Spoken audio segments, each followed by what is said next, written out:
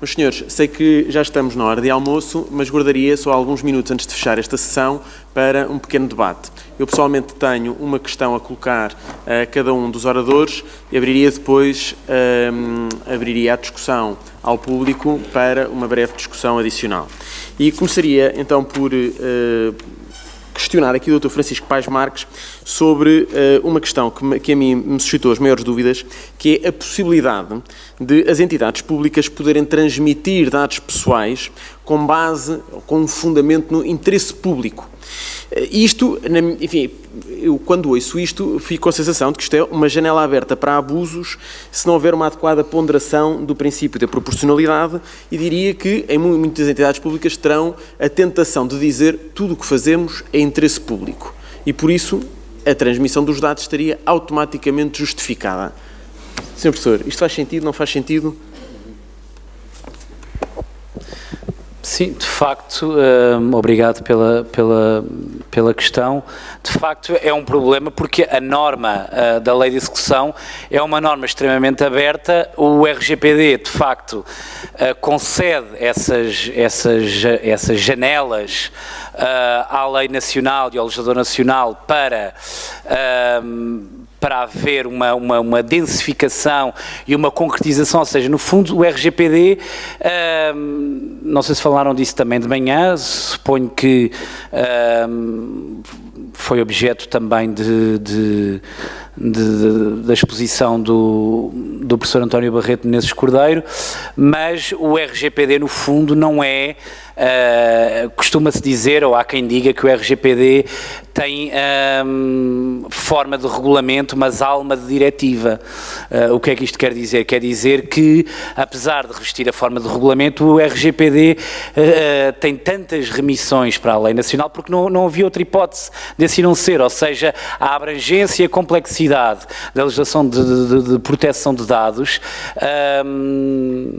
faz com que necessariamente fez com que o legislador europeu necessariamente tenha reconhecido certas margens de abertura e de autonomia ao legislador nacional. Essa foi uma delas, isto é, no que diz respeito à transferência de dados e de facto porque as razões são razões inerentes à soberania do Estado e, portanto, quis conceder essa autonomia para o Estado, aí, através da lei nacional, exercer, especificar, densificar os seus poderes soberanos e os valores e interesses que estariam em conflito neste caso e que justificariam, de facto, essa transferência. E eu diria que o legislador nacional não cumpriu essa missão da qual foi incumbido pelo legislador europeu. É de facto um problema, se calhar um dos problemas mais complexos do direito público é o conceito de interesse público. Isto é, o conceito de interesse público, na minha opinião, é um conceito essencialmente formal. O que é o interesse público? O interesse público, tendo em conta que a administração age, e o princípio fundamental de direito administrativo, a administração age de acordo com o princípio da legalidade, a administração só pode fazer aquilo que a lei expressamente lhe permitir. E porquê? Porque os poderes administrativos e a competência administrativa é uma competência instrumental, ao contrário do direito, e é isso precisamente que distingue o direito público do direito privado. É quando o direito privado vale a autonomia, regra geral, a autonomia dos sujeitos, no direito público a regra é precisamente o contrário, isto é, a administração só pode fazer aquilo que a lei expressamente lhe permita. E porquê? Porque não persegue interesses próprios, mas sim um interesse público. Portanto, é verdade. O interesse público é todo o interesse que a norma habilitante de competência administrativa permita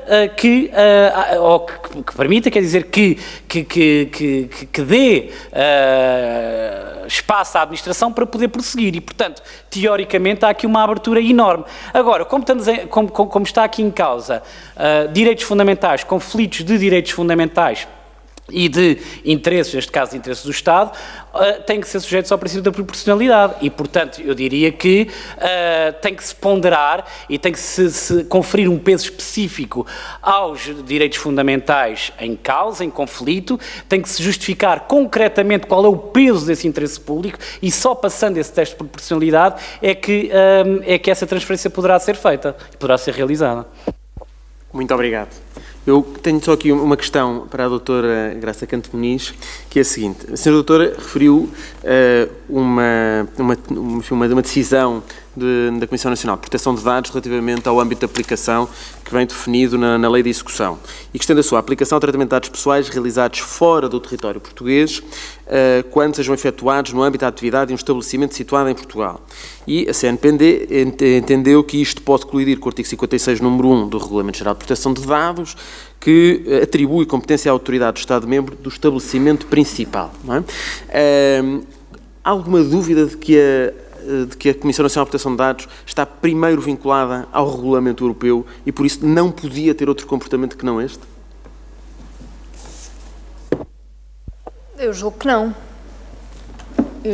Eu pelo menos, não tenho nenhuma dúvida, porque realmente, num caso prático, aquilo que vai acontecer é que, num exemplo, num dos casos em que eu falei, em que haja mais do que um estabelecimento, de um responsável pelo tratamento, vai acabar por acontecer que a Autoridade de Controlo Principal, mesmo que esteja a fiscalizar tratamentos de dados que aconteçam em Portugal, vai aplicar a sua lei nacional para fazer essa fiscalização e não a lei portuguesa. Portanto, eu acho que, mesmo que haja alguma réstia de uma dúvida eventualmente teórica que possa acontecer aqui, o que o RGPD diz é isto, dilo de uma forma bastante clara, sem deixar espaço para manobra. Muito bem. Sr. Doutor, uma pergunta, queria acrescentar alguma coisa relativamente a esta questão? Não? Mas eu tenho primeiro uma pergunta para si, ou melhor, é mais uma provocação, que é o seguinte. O Sr. Doutor começou a sua apresentação, ou uma das questões iniciais que apresentou, foi relacionada com o artigo 39, número 1, linha B, do Regulamento Geral de Proteção de Dados, que diz que o encarregado controla a conformidade com o regulamento. E apresentou, no fundo, aqui algumas dúvidas relativamente à lei de execução, que se refere a assegurar a realização de auditorias. Olhando para as diferentes versões do regulamento em diferentes línguas, verificamos que o controlar tem aqui um sentido claro de fiscalização. Ou, usando uma palavra que o Sr. Doutor depois usou, mas que eu, por razões várias, normalmente não uso, usou a palavra supervisão. Em inglês vem to monitor compliance, na versão alemã vem Überwachung der Einhaltung e, Sr. Doutor, a provocação que eu lhe deixo é, isto não inclui necessariamente a realização de auditorias?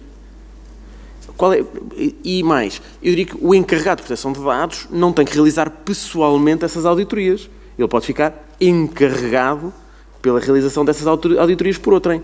Qual é a dúvida, afinal? Obrigado pela pergunta relevante. É diferente, eu concordo que ele tem de auditar e tem de supervisionar. Agora, ele tem de ser uma redundância. Não dizer que ele tem de assegurar parece-me demasiado estrito e diferente de controlar. Mas toma consideração relativamente à fase do assegurar as auditorias. Relativamente a assegurar a resposta aos direitos titulares de dados, já não vejo muita escapatória. Muito bem, muito obrigado. Abriria agora o espaço para debate com o público. Se alguém tiver alguma questão a colocar, pedia que pusesse o braço no ar. Para além aqui do Sr. Doutor, a quem obviamente já darei a palavra. Há mais alguém na audiência que gostasse de colocar alguma questão ou o desespero pelo almoço sobrepõe-se? Não? Então, só para terminar, peço só mais um minuto de paciência. Sr. Doutor, faça favor, qual é a sua questão? Obrigado. E não é uma questão minha, é uma questão do YouTube. Estava a ver os comentários e o Júlio, que nos está a ver do Porto, fez uma pergunta ao Sr. Professor relativamente às competências do Ministério Público em casos de contraordenação. Quando há casos que possam ser uma contraordenação e crime, a competência é do Ministério Público. Será que o Ministério Público, nos casos que são contraordenação, que são da sua competência, pode desaplicar o RGPD tendo por base aquela norma? de isenção da nossa lei nacional? Obrigado pela questão.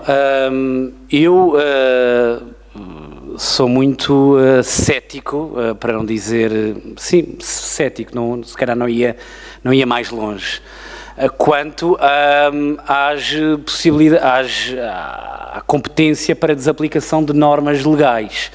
Isto é, a lei de execução estabelece essas regras de uma forma relativamente clara, claro que podemos discordar delas, naturalmente, acho que de iure condendo serão objeto de crítica, mas tenho muitas... porque a questão da desaplicação de normas legais por parte da administração pública ou por parte de outras autoridades públicas foi já objeto de teorização bastante aprofundada pela nossa doutrina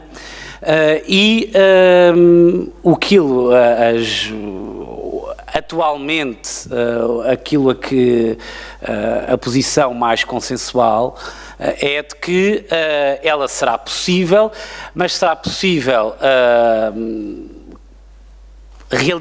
em concreto, isto é, não em abstrato e, portanto, numa lógica similar àquela que a CNPD fez da partida anunciar a desaplicação de uma série de normas e só pode haver essa desaplicação em concreto através de ponderação, isto é, quando, tendo em conta os interesses presentes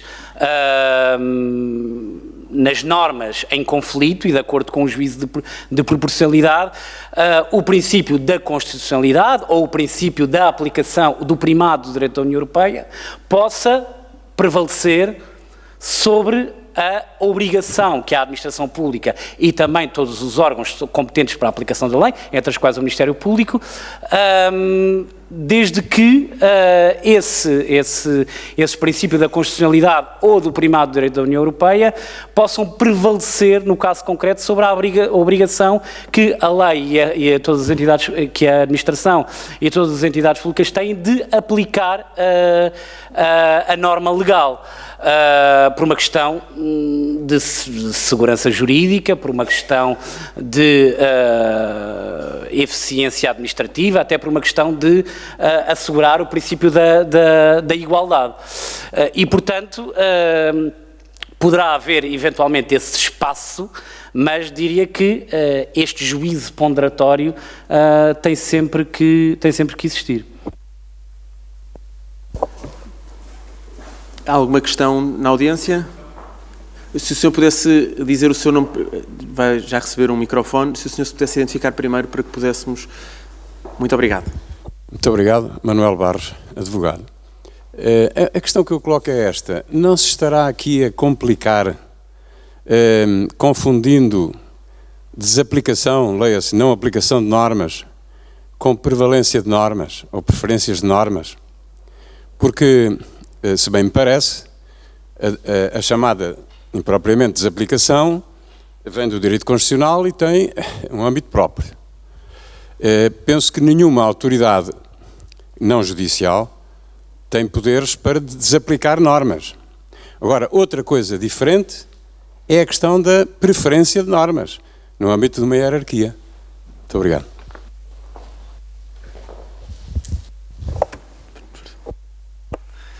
Muito obrigado pela sua questão. De facto, a questão é a seguinte: existe uma hierarquia, a hierarquia está estabelecida na lei e está estabelecida na Constituição e, portanto, nós temos, diria, direito da União Europeia, direito constitucional. O direito da União Europeia prevalecer sobre a Constituição, não vou pronunciar sobre isso, é uma questão que não caberia aqui, mas vamos admitir que os Estados devem, pelo menos, obediência ao direito da União Europeia, inclusivamente as suas disposições constitucionais. Portanto, direito da União Europeia, Constituição dos Estados, lei, regulamento, ato administrativo. A hierarquia é clara, não é? Resulta da Constituição. A questão é saber, e quando surjam conflitos que se coloquem no âmbito desta hierarquia, quem é que tem o poder de resolver esses conflitos. Ou seja, quando o operador jurídico chega à conclusão que algum destes, diria, atores e de entidades competentes responsáveis pela produção destas normas jurídicas desrespeitou a norma superior a que estava vinculado. E, como disse, à partida, e de acordo com o artigo 204 da Constituição, quem tem competência, o único poder que tem competência, de acordo com a nossa Constituição, parece daí decorrer à partida, são os tribunais. Só os tribunais o podem fazer. E, em último caso, o Tribunal Constitucional, e por isso é que o Tribunal Constitucional tem uma especial legitimidade.